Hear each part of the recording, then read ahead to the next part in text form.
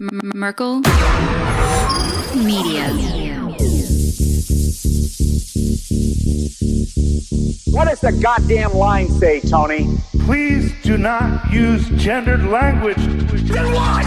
I'll be arrested, put in airport jail? Look, you're going completely sideways, man. It's a big club, and you ain't in it. How dare you?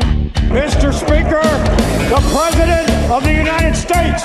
I'm Chris Hansen with Dave on NBC.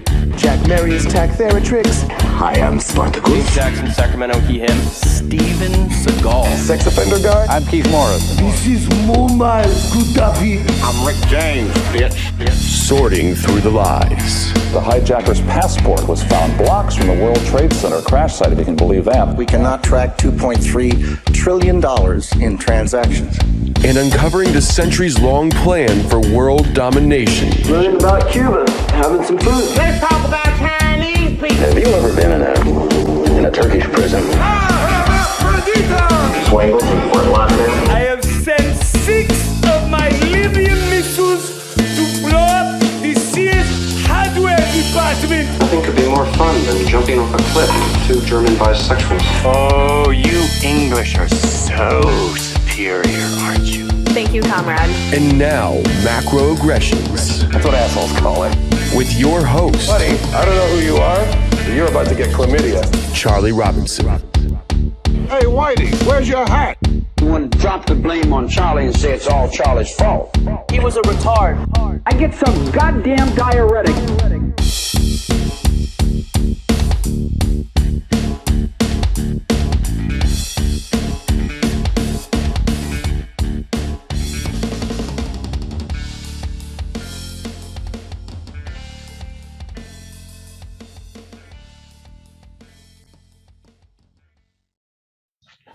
Welcome to Macroaggressions. I'm your host, Charlie Robinson. If you are watching us on Iconic, Rockfin, Odyssey, or YouTube, or you're listening wherever podcasts are served, thank you so much.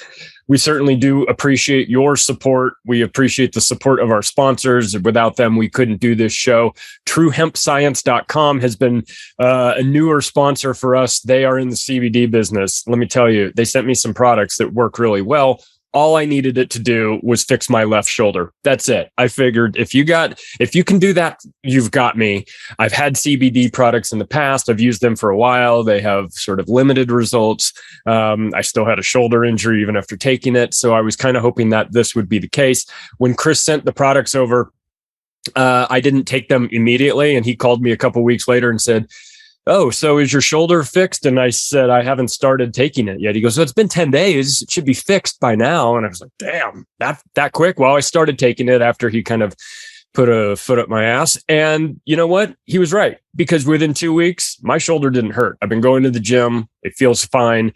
I'm a little surprised. I'm trying not to jinx it, but it seems to be working. So if you are interested, TrueHempScience.com/macroaggressions. They've set up a landing page for us. Some of the products I've been taking, the number 19 and the number 41, which is a 4-to-1 ratio of CBG to CBD. And you can go just take a look. If you use the promo code MACRO on your way out, it'll save you some money. They have free shipping on anything $150 or more. They're a small business. They're based in Austin, Texas. We like that. We like supporting small businesses that sort of see things the way we see them. So if you are interested, go to truehempscience.com/macroaggressions. Take a look, see if it's right for you. And considering we're into the weird part of the weird part of the year, but it's always the weird part of the year as far as I'm concerned. You might want to get yourself sort of thinking about getting ready. If you aren't thinking about getting ready already, then shame on you. How dare you listen to this show and not be thinking about supply chain issues and all of that. I'm not trying to scare you. I'm just trying to be honest about what we see coming. So take the additional step right now of getting yourself ready. You can go to preparewithmacroaggressions.com. That's My Patriot Supply set that up for us, which was nice of them. But if you don't want to use our vendor, that's fine. Just do something. Start preparing. Start getting yourself ready. Get some extra food. Start thinking about things like that, because things are coming. I wish they weren't. I wish that I had hope and faith that everything was going to get fixed. The supply chain wasn't going to be a big problem. They weren't going to use COVID as the excuse to crack down on all of us. But unfortunately, I see all the bad stuff coming. I wish I didn't. So do this. Take the additional step right now of just preparing. This is the sort of thing you want to be. If you're a couple weeks early, it's better than being a day late. You want to get yourself ready. Go to preparewithmacroaggressions.com and take a look at the 4-week supply. Take a look at the 3-month supply of storable food. They have all sorts of other products there too. They have everything you need. So take a look, see if that's right for you. Well, I'll tell you what. I'm excited about this episode because we get to talk about the things that I love. These are the good old fashioned conspiracies, the good ones like JFK and 9/11, back before we had to worry about, before we all became virologists overnight, right? And argued with scientists online about stuff. We could get back to the good stuff. So we've got Bruce Torres on. He is the author of God, School, 9/11 and JFK. And if those aren't 4 polarizing and interesting topics, I don't know what is. What's going on, Bruce? Good to see you again. Great to be here. Good to see you again. And congratulations on having Dr. McCullough on the Union of the Unwanted. I can't wait to watch that as soon as possible. That was a Ricky Varandas thing. We're going to have to give him credit. He knows all the doctors. And so he reached out to Dr. McCullough and he said, hey, listen, I know you just did Rogan and, that's that big show. And we're this, kind of small show. But if you're interested, we're going to do a group roundtable. We'd love to have you on. He said, sure, I'll be there. So yeah, he came in and he explains, he did a good job of explaining all of the hardcore science and medicine components of this in a way that makes sense for the average person that doesn't have those sort of skills. And that's a treat. So yeah, he went on Rogan, and I'm sure that there's a segment of the population that just want to, you've got to ban this guy, how dare he go against Fauci? But he came on and he made logical points backed with a lot of science. He's a cardiologist himself. I asked him the question, hey, is it normal for all these soccer players to drop dead in the middle of the field? And obviously I knew the answer to that because I played soccer in college, and I never once saw anybody drop dead in the middle of the field. And he gave a very detailed explanation as to why that is abnormal, as to why they put these athletes through EKGs before the season starts to get them medically cleared for all that stuff, and that it is most definitely related to the shots. So it's a fascinating episode. When you get a chance, listen to it. I think it's not just him. There's we had I don't know, four different doctors on, and so you get a little bit of everything. So we love those roundtable discussions, and we got to have you in to get to the bottom of some of this. What are you working on? What are you working on these days? Like where's your energy focused? Because there's so much going on. It's kind of hard to. It's like if you have conspiracy ADD, you'd be all over the place. So where are you focused these days? I've got a nice pile of books about the virus. I don't even like to say its name. Soon we'll read Bobby Kennedy Jr.'s new book, The Real Anthony Fauci. I read about it. I can't wait to dig into that. To really shore up the knowledge base and it's even the conviction. I still suffer from my indoctrination as an American of just not wanting to disbelieve a story that is ubiquitous. The official mainstream story of reality. I'm always still, torn by, and it's just about grounding and being certain. It's kind of reconfirming something until I'm very, very comfortable with it. I got to that place with Kennedy. I got to that place with 9/11 before I dared to think that I'm going to have enough sources in the back of my book that I can stand on, that will stand the test of time, because I still have the trepidation and the fear of going forward and outside, the peer pressure, so to speak. So that's what's queued up. A few books along about the illness that I don't like to name. Yeah, I get it. It's the media. They do lately the wheels have fallen off, but in the past they've done such a masterful job of sort of having a 360 degree encapsulation of whatever the story is, the narrative, where you just can't go anywhere. You go, well, I'll go to magazines and I'll find the truth. Well, no, they captured that. I'll go to radio. Well, they got that too. Obviously television, well, what about PBS? What about documentaries? I'll watch a documentary. This will be edgy. It's like, even it's captured there. So it's like they get you every direction. You find yourself crawling into these like the intellectual dark web, as they've described it, to get some real information. And of course that comes with stigma attached to, oh, well, you're going there to get your information. I mean, how do you know the source of it? It's like, well, how do you know the source of your mainstream news? So they do this really good job of just entrapping you with this information. And then and you of course have done masterful work on this with regard to like 9/11 and Kennedy. Boy, all they have to do is sell this story for a little while and then let the general public do the work of shaming and corralling people in and making sure that they don't get off the reservation. The media are devious fuckers, aren't they? Yes, they are. Yes, they are. And it's fun to encounter reports or assertions that their credibility has an all-time low. Their viewership is at an all-time low. And in your intro, talking about preparation, that's a particular field of study that I haven't looked at yet. I've seen there's a lot of talk about the supply chains breaking down, failing. And I see these headlines and I just haven't had the stomach to really, really to look at that. Where would you recommend a top 1, 2, or 3 kind of reliable, source for that state of affairs? Because your conviction, Charlie, is good enough for me, but I need to see, also. Yeah, it's a weird one because for years and years we kind of goofed on the preppers. They're sort of like, well, I'm going to go up into the hills and I'm going to grow my own food and I'm going to do all this stuff. And we're like, okay, well, you can do that. And maybe the apocalypse will come, but you're going to, it's going to be busy work before then. And so we were always kind of, I don't know, maybe like we understood that the preppers were probably right, but that but they were always kind of a little bit on the fringe. Now I think we have I think we owe the preppers a bit of an apology. They were ahead of schedule, but again, you need, if you'd rather be ahead of schedule than behind schedule. And we witnessed this like on a small scale. So to answer your question, where I get information on stuff like supply chain is some of the more mainstream news. Like Zero Hedge has done a really good job of explaining the supply chain issue and how it wasn't just an accident and how it wasn't just like, oh, there's too many boats there. Like they went into it and they said, no. The reason why all these boats all these cargo ships are parked off of the port of Los Angeles and Long Beach isn't because they just woke up one day and forgot how to run a port. And it isn't because of the vaccine mandate. And it isn't because people are getting paid by the government to not work. Those port workers make a nice living.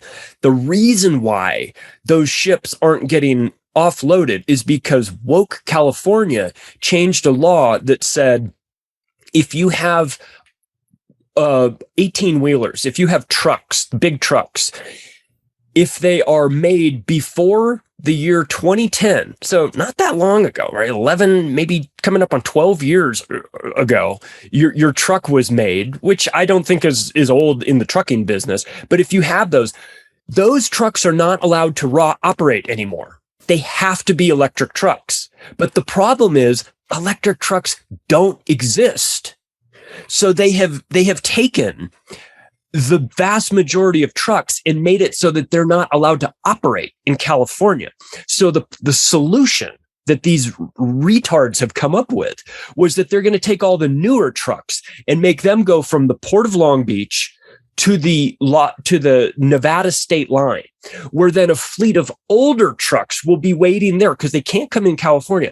And they'll then offload the material in Nevada to all these trucks, and then they'll take it the rest of it. It's like, When did I saw something along those lines? When did that start, Charlie? It started in 2020, but it didn't get, I mean, the law got passed in 2020, but it didn't have any sort of, it's like they didn't enforce it until recently. Now, Joe Biden comes out and says, well, we're going to make the ports run 24/7. You can make them run 25/8. It doesn't matter. And what's interesting is that Joe Biden actually has the authority. He doesn't have a lot of authority in a lot of things, but he does have the authority to go to California and say, we're not doing that anymore, and change that. I don't know I don't know all of the legalities of that, but apparently, like I know states' rights versus federal right, all that. In this particular case, he does have the authority to step in and change this for whatever reason. However, right. Well, under his powers, protecting the welfare of the American people. So it's a manufactured crisis, and it's like we got enough crisis happening. You know what I mean? It's also a nice part of the machinery of all that is pointed to, indicating the intention to collapse the economy, worldwide, or at least nationwide, to the end of, and I think this is a lot of Catherine Austin Fitz's work, to the end of eliminating cash and going to the digital economy, to capture and control us with all digital commerce, and then being able to use that as leverage. Well, did you get the shot in order to be authorized to transact business, buy food, water, the worst case scenarios? Yeah. So yeah, it's devious. So when you see like, I mean, like my sponsor, My Patriot Supply, they've been around for a long, long time. I'm sure they've been doing a ton of business, but it's like, I think now it's getting real for a lot of people in a way that it had never been before. And of course, you're not going to hear about that on the nightly news. We got a little taste of it with like, we've run out of toilet paper in March of 2020, right? When everyone was kind of freaking out about that. And that was entertaining and kind of annoying, but it was a sign. It was a dress rehearsal for what could be coming, right? And we also got a chance to see the psychology of Americans. I mean, we already see what happens on Black Friday when like an old lady gets thrown through a plate glass window at Best Buy, because she's in the way of someone that wants to get a $40 television. And so, we know that we will turn into savages over televisions, right? And toilet paper. What happens when it's food, So I wonder, and I read a lot, or I watch Catherine Austin Fitz. I know that she puts out great work with Solari Report. Boy, I just wonder if it's in their meaning that like the establishment's best interest to do that to us, because to make us hungry, because as long as we're getting a government check and sitting in our house watching Netflix, we're containable and controllable. But man, you take that away, you take food security out of the equation, and then you've got all these morons whipped up into a frenzy and hungry. I would say that's a bad recipe for chaos. And I mean, I know they want chaos, but do they want it? Do they want chaos that they can't control, or maybe they can control it? I don't know. I mean, are we like you well warned us in the intro, Charlie? We have to be ready for anything. We have to be ready for the worst case scenario, and we have to be ready for it by lunchtime. 3:00 today. Yeah. It's any second, because folks who have, and forces who brought the hammer down, like they have in the last year and a half, like they did with the war on terror, like they did with 9/11, like they did with the Vietnam War, like they did with JFK, like they did with World War II, like they did with the Great Depression, like they did with World War I. And now with the technology that they have to control us electronically, and what they might have that we have no clue about, because in the last 22 years, since I think the report studied 1998, 1999 to 2015, the Pentagon has admitted we can't account for $2 trillion. That's what they're admitting they can't account for. So you look at how state and local government, given equipment, from ammunition to weapons to vehicles, you look at the walls that are constantly going up along highways, supposedly to block sound for the locals, or is it to trap us to enforced destinations, the FEMA camps that are rumored and proven to have been built in America? Charlie, they might just love the slaughter. Let's meet half of our depopulation goal by March. Go. Right. Yeah. Yeah, I hate thinking about it, but like, yeah, I tell you, you know, one of those like topics that came up years ago that really freaked me out, and then it sort of fizzled out, was Jade Helm, and I think that was like 2015, and that was when they were talking about they're converting Walmarts into FEMA camps, and if you notice, all these Walmarts are right by train tracks and all this stuff, and I was like, wait, what? And so I started looking, and there were videos, and there were people that were filming. They're saying, listen, they're turning like the outdoor garden section. They've run like barbed wire. It's like camps. I was legitimately freaked out by that. And then it kind of fizzled, right? There was nothing more about it for a while. And then I thought, well, maybe, I don't know, maybe they did it to a couple of the, you know, it was like, oh, this Walmart is closed. Like, why? It's closed for the next 6 months. Well, plumbing issues. And like, really? Plumbing issues is what's closed? Like, none of it made any sense, right? Unless you were an unhinged conspiracy theorist like me. I'm looking at this going, oh, they're definitely going to be taking us to these camps, right? But then it kind of fizzled out.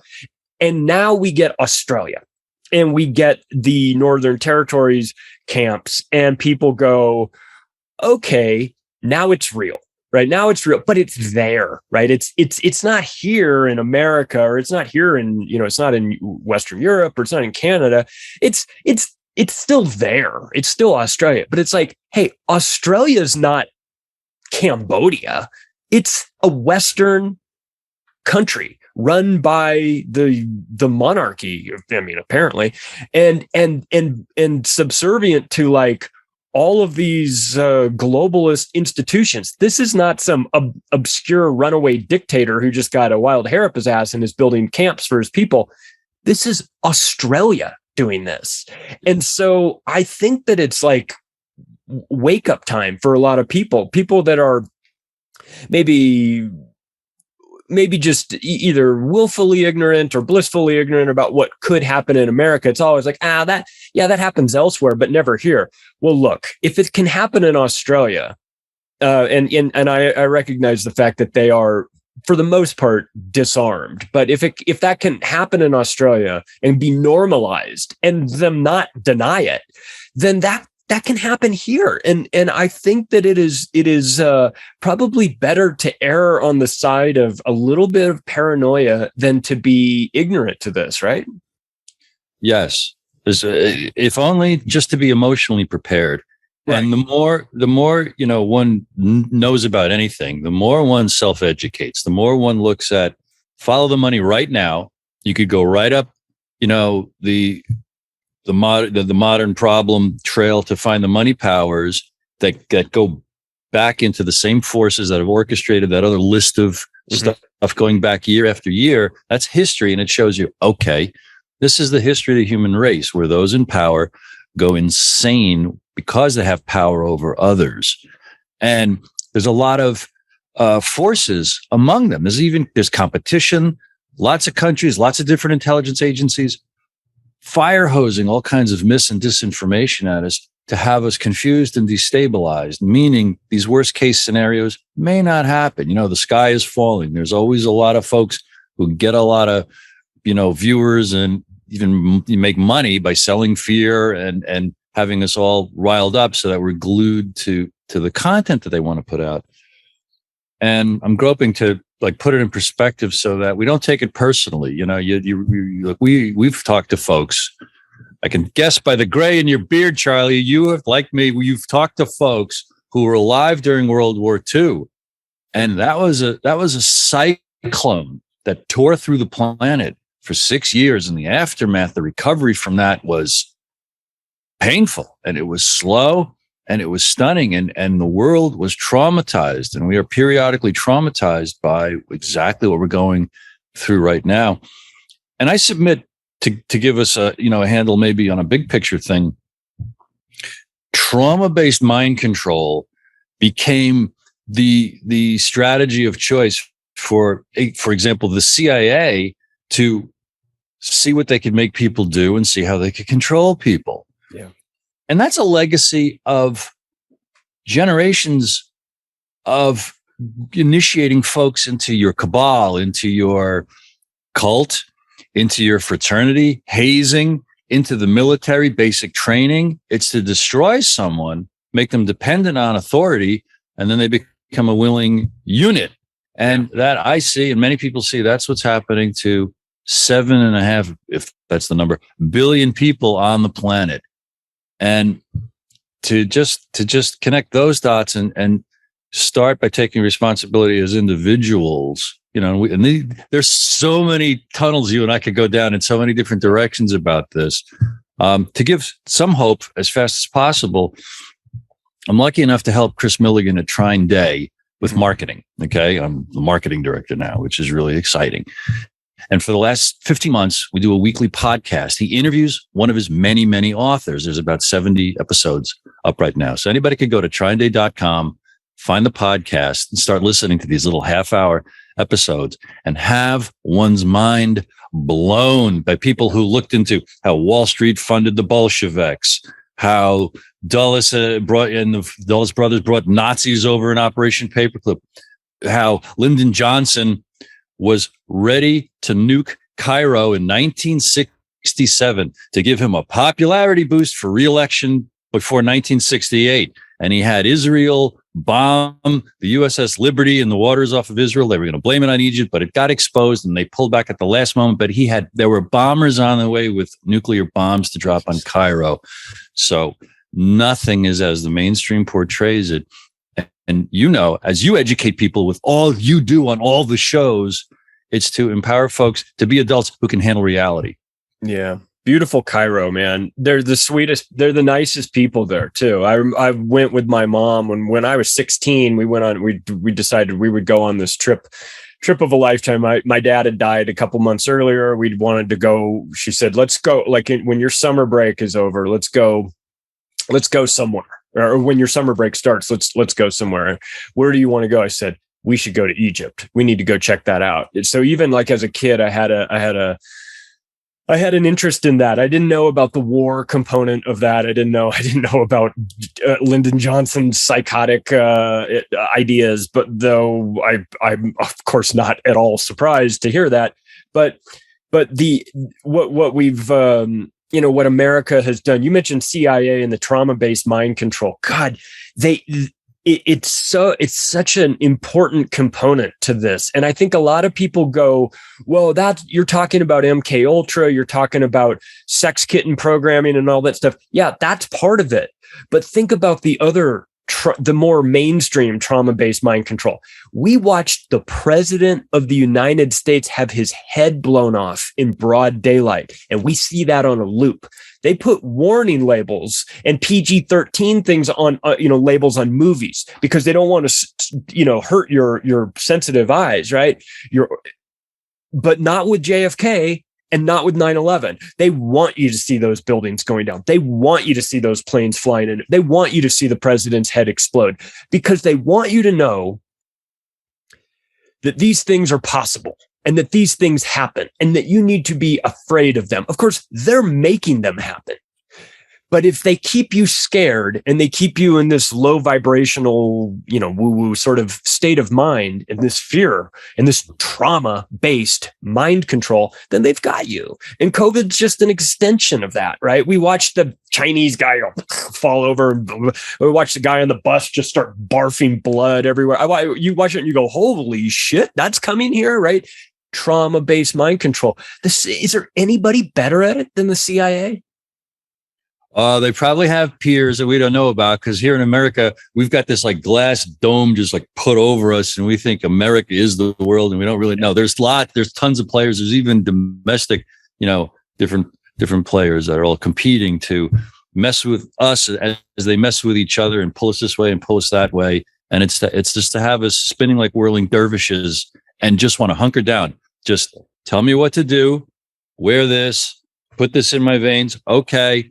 Get drunk, play video games, try these painkillers, because when life is so upsetting, we are susceptible to that kind of capture. And as you know, addiction levels are spiking like crazy off the charts, suicide attempts, suicides.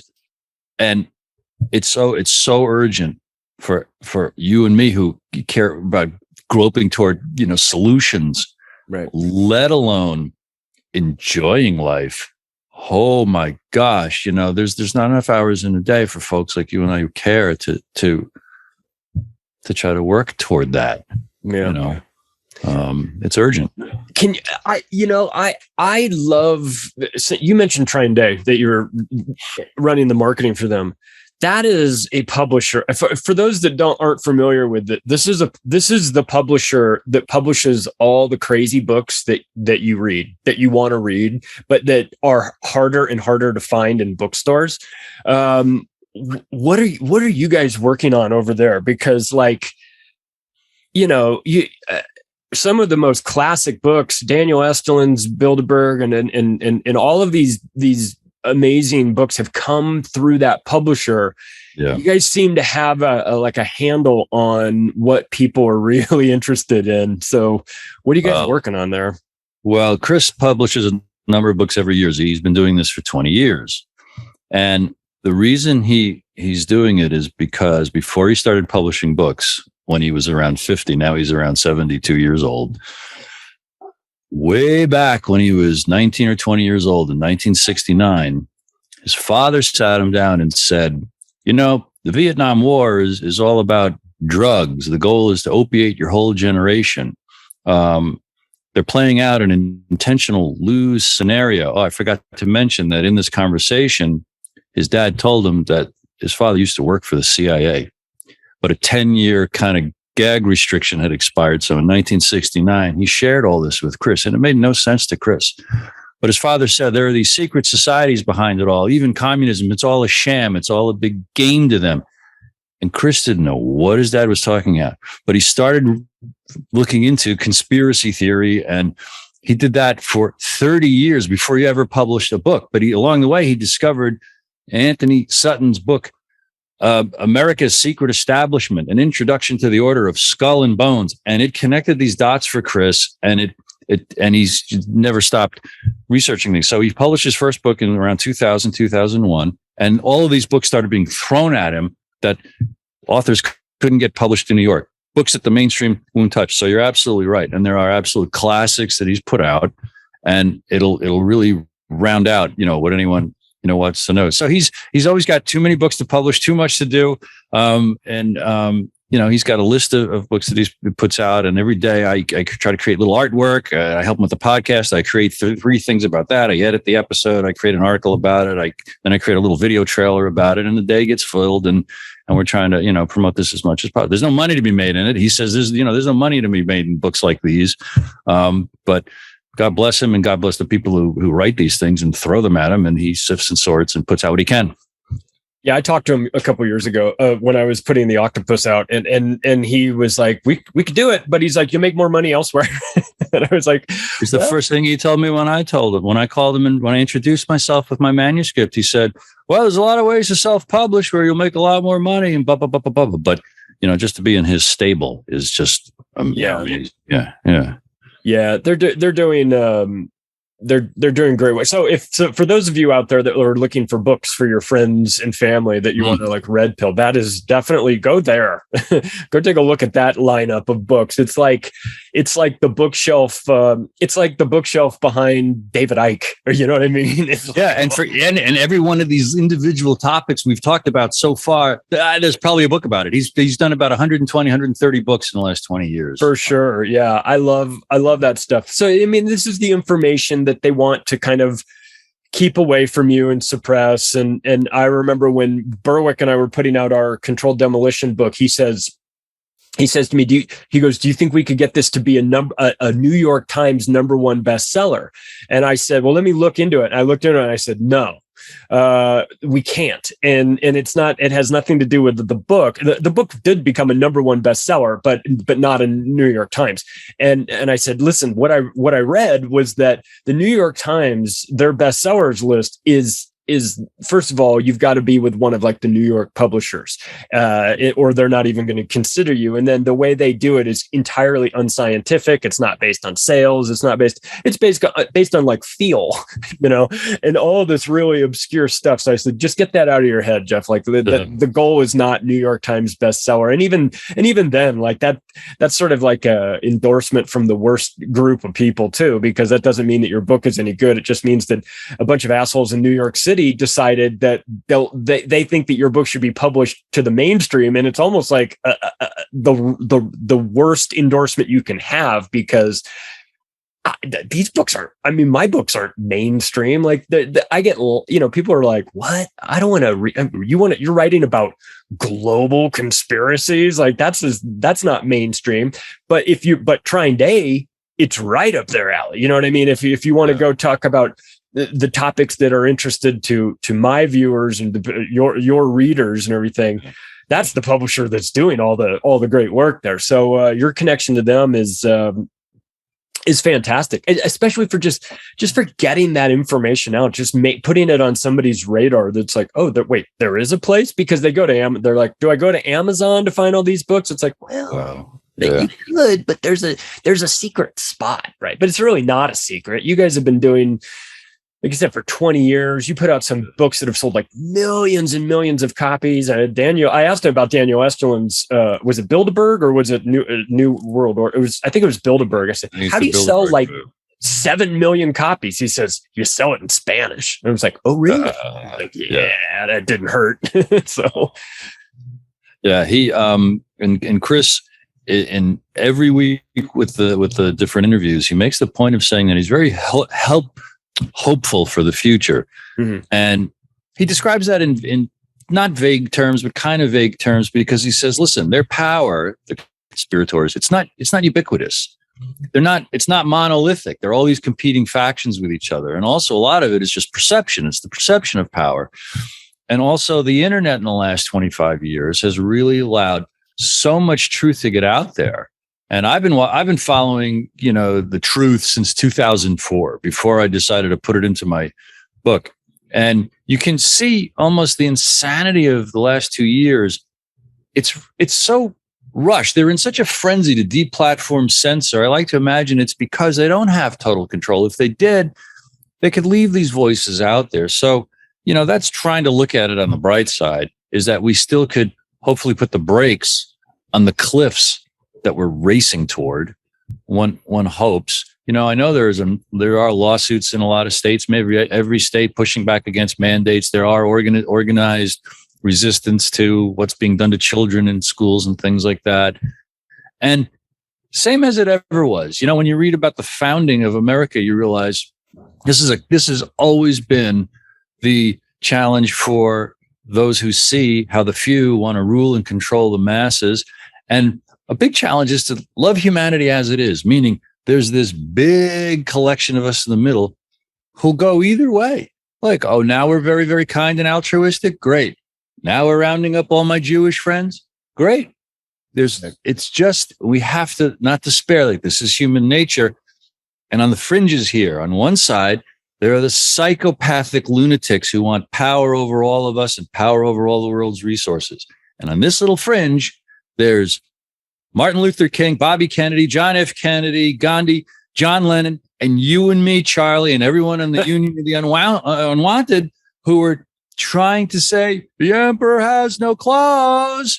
You really ought to look at the other side of the story, the mountain of evidence that maybe these new medicines might not be as safe as those the profit makers say that they are, and try to sway as much as we can of this great herd that just I'm going to fix my blurriness.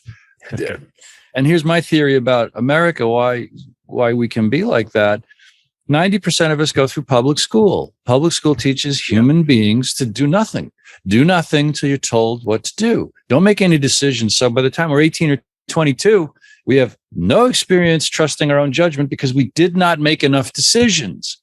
Malcolm Gladwell, tipping point. It takes 10,000 hours of practice to get good at something. Does it take a human being to make 10,000 decisions for you and I to trust our judgment, to do a gut check? Doesn't matter what's on TV. Doesn't matter what this conspiracy theorist says. I'm going to evaluate it all for myself. I'm going to seat myself in the juror's box, and I'm going to look at both sides. Those are practices that are inconceivable, unknown to the good student who tries to get the good job at the good corporation, rise through the ranks of a hierarchy, whether it's education, pharmaceuticals, or the military, just believing blindly with their naive, passive, well-trained soul to do what everybody does. Just do what you're told. And it's forgivable because you look at history, it's the history of mankind. And yet to kind of see that big picture empowers me. It gives me a little perspective like, okay, it's not personal.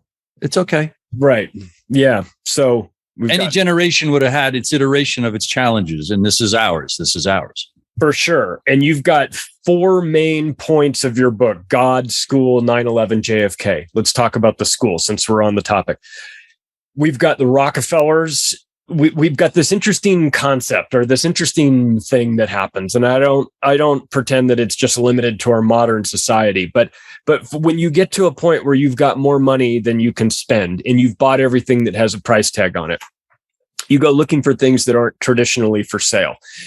Something like the education system. And we saw the Rockefellers and Carnegies and their influence in this early on, 150, 200 years ago, or whatever, to the compulsory schooling system. Now, we grow up, we come into this world, at least in the West, and we just, it's just normal that there's compulsory schooling. That's where you go when you're a kid, you learn all these things, and then you go into the real world, right? But it wasn't always like that. And now we've got a new generation of wealthy sociopaths that are looking to control that again. You have Bill Gates stepping up. He is, of course, the new Rockefeller with the Rockefeller Foundation, the Bill and Melinda Gates Foundation. They start to dip their toe into the Common Core, right? So they get involved in Common Core, and this is going to change everybody. It's going to change everything. It's going to change America. It did change America. In fact, you have the math professor, the only PhD in mathematics that was on the curriculum committee, withdrawing, saying, I don't want my name anywhere near this, and then going out and traveling the country on his own dime, speaking out against Common Core. So and of course, over the last year and a half, Bill Gates has become a key figure in this whole thing. So we've got the worst people in the world in charge of our education system. And then we're just supposed to act surprised when it turns out widgets, meaning little kids that are defective and have this functional obsolescence built into them, where they go out into the world and they break down because they were made to break down. Like, what the fuck are we doing?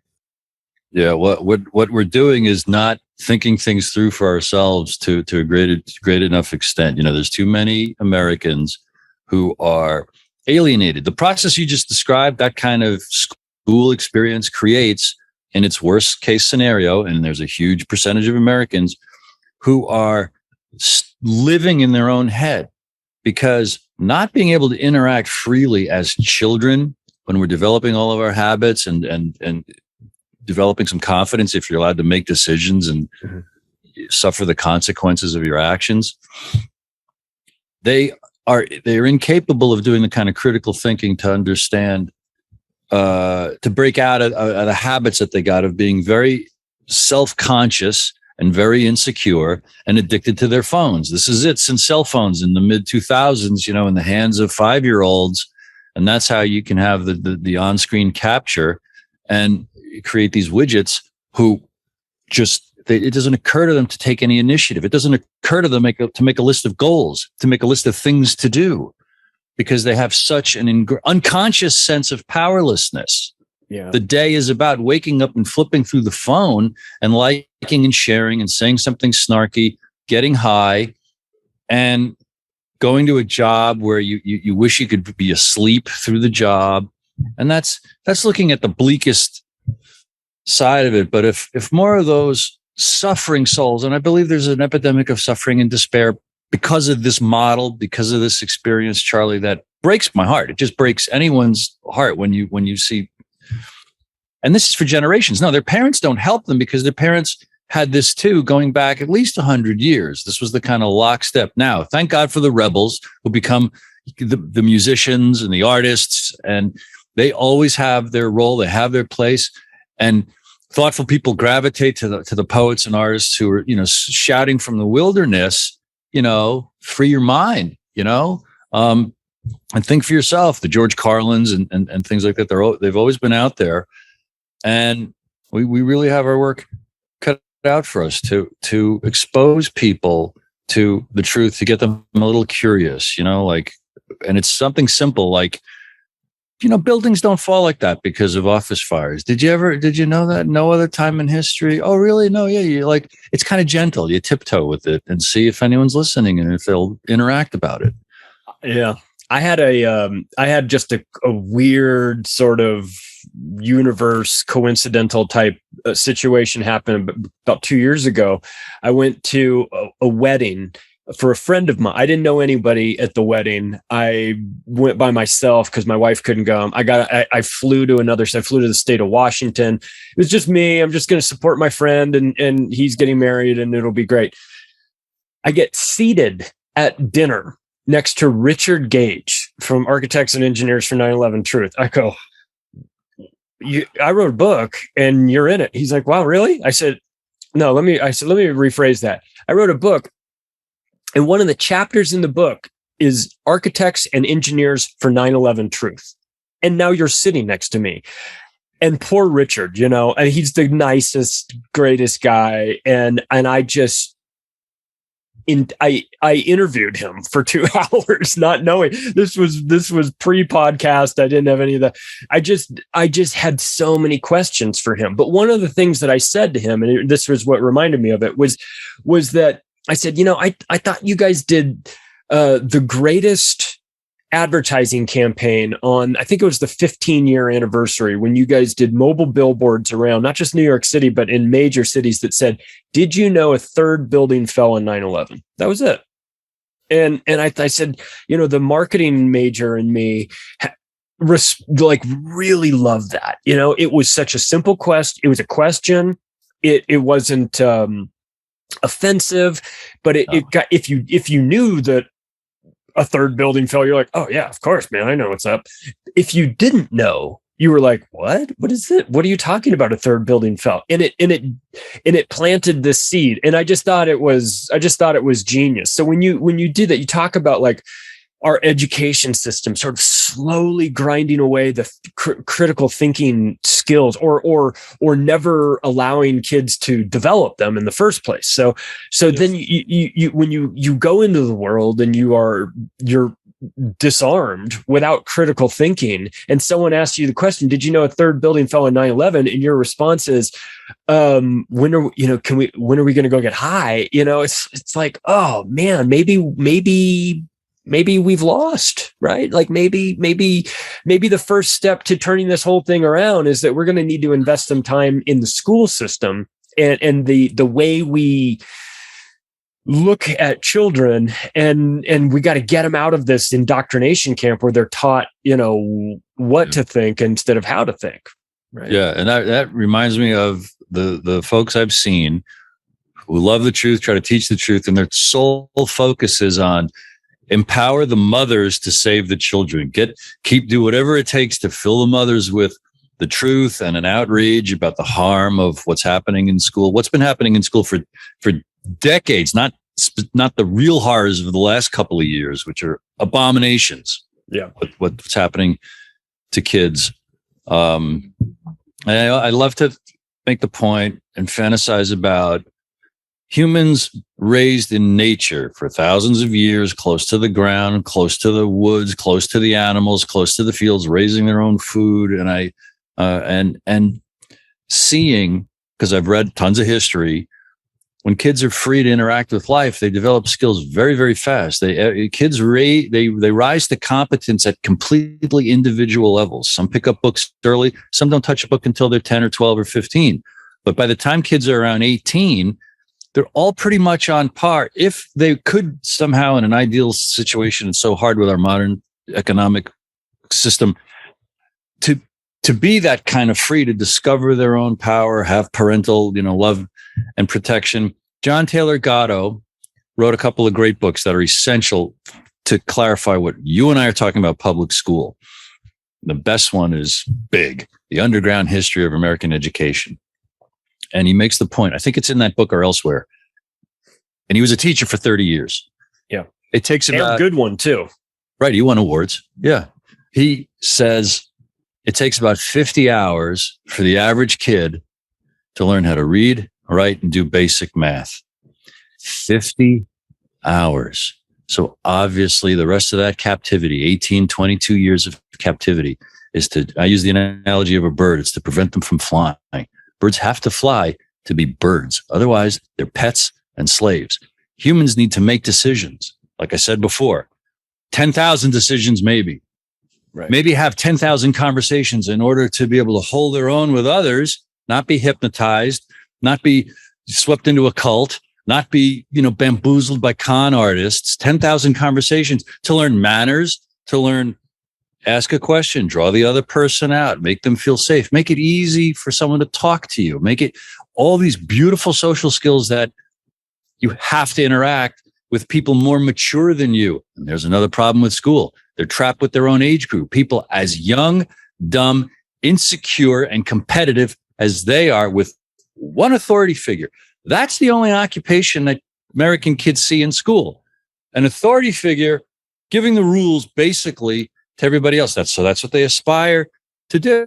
And some really buy into it. They get many degrees and they rise up through hierarchies and corporations until they become Dr. Fauci, who just is a maniac for the agenda, no independent soul there, nothing good coming out of him. And, all the rest.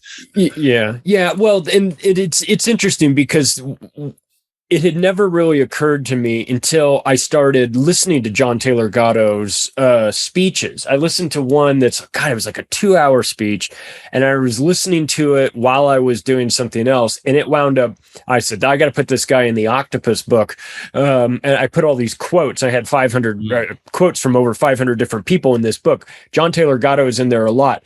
And like before, I hadn't even heard of him like months earlier. And then he kind of came into my life in this video I listened to. And then I started watching all of his stuff. Then I go to Acapulco to speak. I meet a guy named David Rodriguez, who I say, what are you doing? He says, I'm doing a new version of schools. It's like unschooling. And he says, and I've started this thing called the Gatto Institute based on the teachings of John Taylor. I'm like, wait a second. I just put that guy in my book. What's going on? So it starts this interesting chain of events when you've never heard of somebody, and then you hear of them, and then you see their stuff everywhere. For those people that are sort of, if your parents out, if you're having a hard time with the school system, go listen to some of the speeches given by John Taylor Gatto. He's an older guy. He was a teacher in the New York City public school systems. He won like Teacher of the Year awards, but he did things very differently. And it's kind of hard for me to explain in this short period of time because, like I said, he gives these long speeches. It's like a Alan Watts or like a Terence McKenna type vibe that I get, where you listen to it and you're just like mesmerized and you're like, this guy is coming at this from an angle.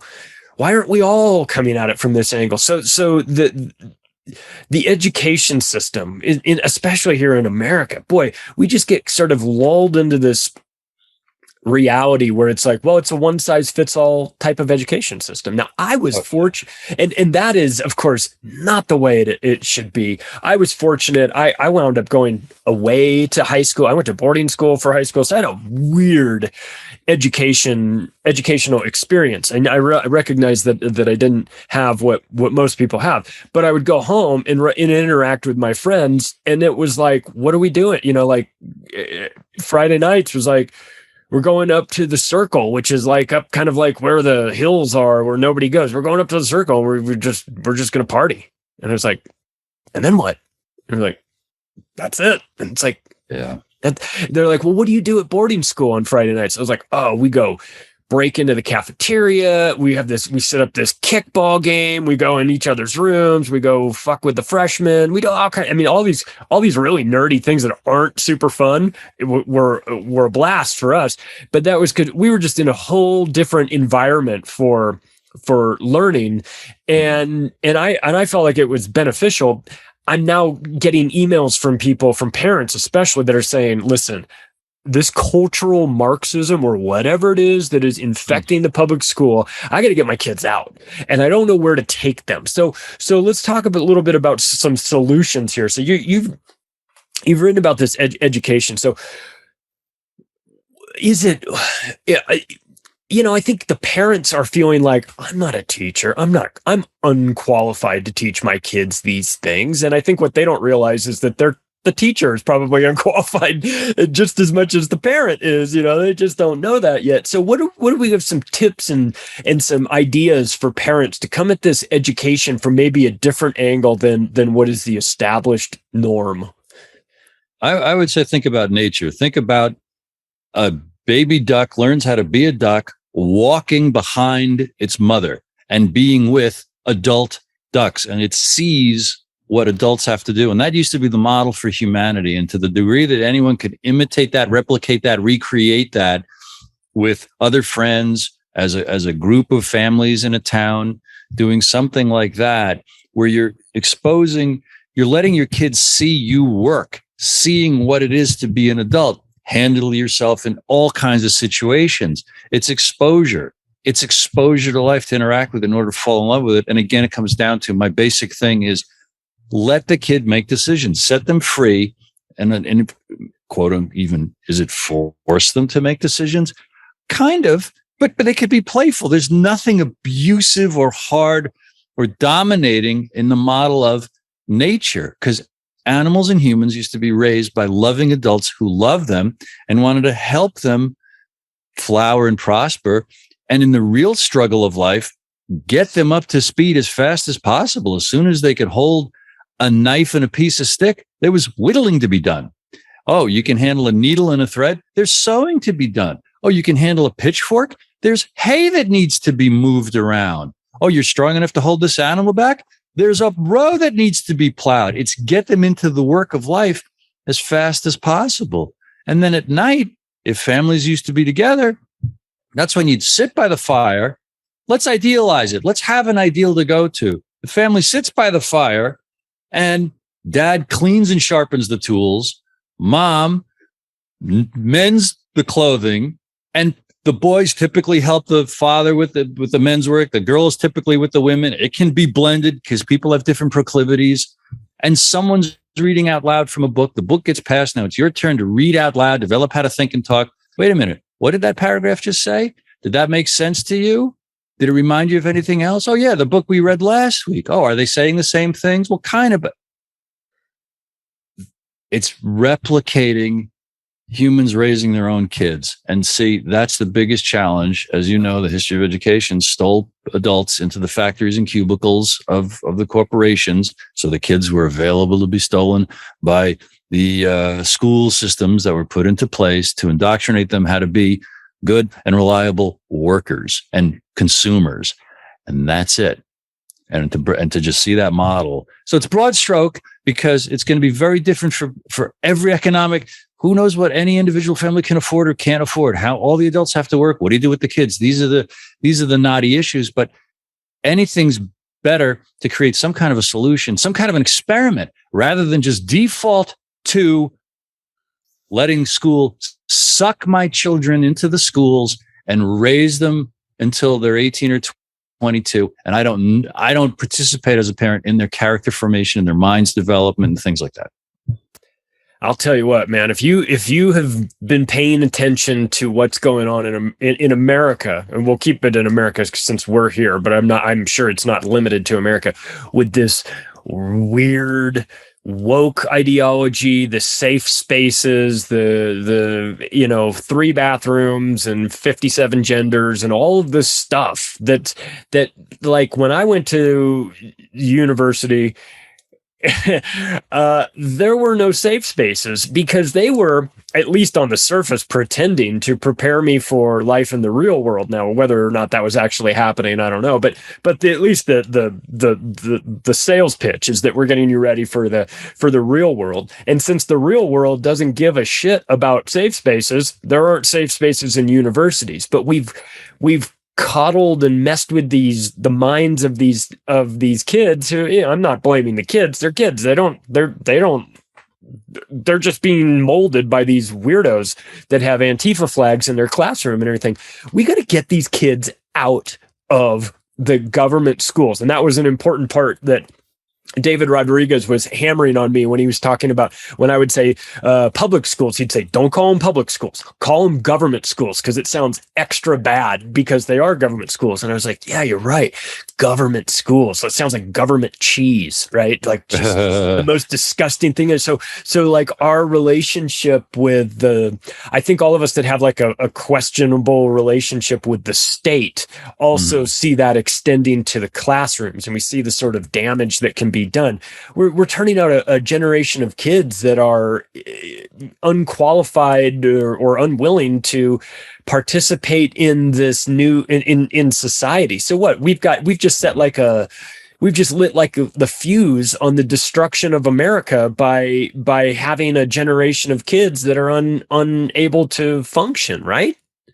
Absolutely. And that's in the context of our rights not being discussed anymore, our rights being erased by the Department of Homeland Security and the Patriot Act after 9/11, and also the indications that the big money powers who influence the international economies have built up China and now are imposing on the rest of the world a lot of protocols, rules, and regs that were developed and are in real force in China. And there's folks who study this and say, listen, China was intentionally built up by Western money, by Wall Street and Western money, to create the world we have right now, because the last thing they want on the planet is a country that lives under the American Constitution. So to restore the republic would be a huge goal and a huge necessity, and to teach history, to show, listen, we're going through just this century's version of the masses being oppressed by the few rich at the top who are psychopathic lunatics who want to have force and power over the rest of us. And the United States of America was this very short-lived thing, just a couple of 150 years, 230 years, and it ended after 9/11.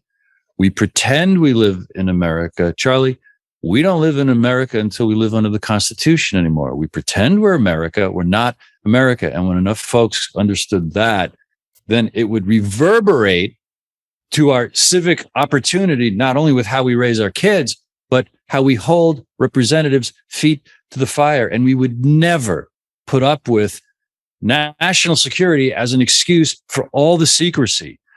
You can't account for $21 trillion, the government is telling us.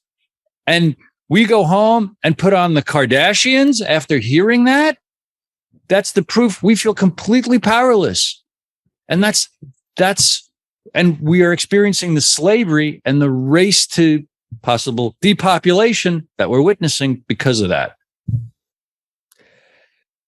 It is a crazy time to be alive, but I'll tell you what, I'm glad we have guys like you to help us sift through some of the insanity. Hey, everybody, that's Bruce de Torres. You can find his work. His website is brucedetorres.com. Bruce, DeTorres.com. Bruce, what do you have cooking in 2022? What are we going to be seeing from you?